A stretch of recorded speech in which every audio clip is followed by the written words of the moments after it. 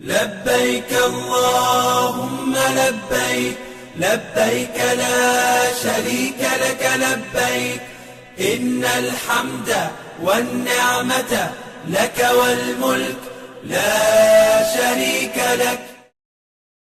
نعبده ونصلي على رسول الكريم أما بعد فأعوذ بالله السميع العليم من الشيطان الرجيم ولله حج البيت من استطاع إليه سبيلا وقال النبي صلى الله عليه وسلم بني الإسلام على خمس شهادة لا إله إلا الله وأن محمدا عبده ورسوله وإقام الصلاة وإيتاء الزكاة وصوم رمضان وحج البیت من استطاع الیہ سبیلا.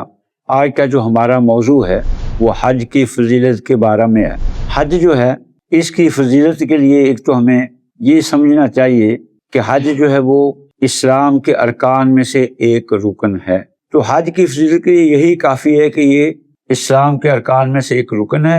اور حدیث میں آتا ہے کہ جو چیز بھی اللہ فرض کرتا ہے وہ اللہ کو بہت محبوب ہوتی ہے. تو حج تو اسلام کا رکن ہے تو یہ اللہ کو بہت محبوب ہے.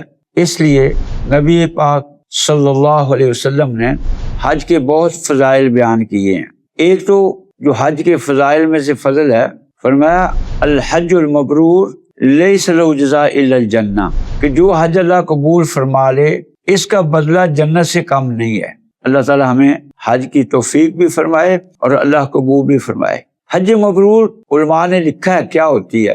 حج مبرور کے لیے جو پہلی چیز ذکر کی ہے، جب بندہ حج کے لیے جاتا ہے تو وہاں حج کے دوران جو ہے اپنے آپ کو گناہوں سے بچاتا ہے. اور دوسری صفت جو ہے وہ ظاہر ہوتی ہے جب وہ حج سے واپس آتا ہے. اگر تو حج کے واپس آنے کے بعد وہ گناہوں سے اپنے آپ کو بچاتا ہے اور نیکیوں کی زیادہ سے زیادہ کوشش کرتا ہے تو یہ اس کی نشانی ہے کہ اللہ نے اس کی حج کو قبول کر لیا ہے.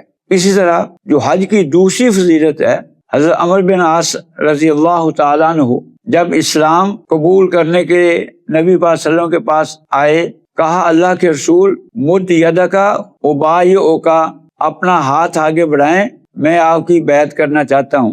نبی پاک صلی اللہ علیہ وسلم اپنا ہاتھ بڑھانے لگے تو حضرت عمر نے اپنا ہاتھ پیچھے کر لیا اور کہا اللہ کے رسول میں شرط لگانا چاہتا ہوں کیونکہ میری بہت سی زندگی گزر چکی ہے، مجھ سے بہت گناہ ہوئے ہیں، اب میرے ان گناہوں کا کیا بنے گا. تو آپ نے فرمایا اے عمر اما علمتا، آپ کو اس چیز کا علم نہیں ہے، الاسلام یحجب ما کان قبلہ، اسلام سے پہلے جو گناہ ہوتے ہیں وہ اسلام قبول کرنے کے بعد اللہ تعالیٰ معاف فرما دیتے ہیں.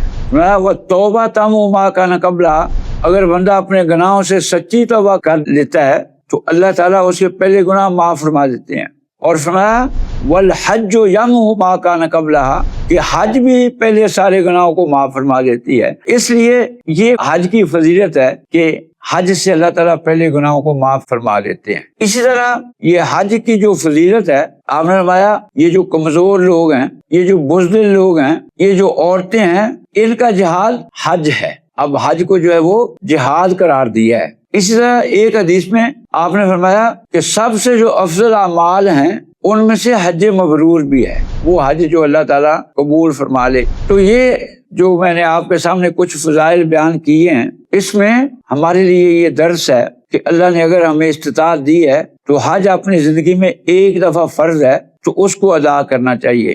اللہ تعالیٰ سے دعا ہے اللہ تعالیٰ ہمیں حج کرنے کی توفیق عطا فرمائے اور وہ حج کرنے کی توفیق عطا فرمائے جو اللہ کے ہاں قبول ہو جائے.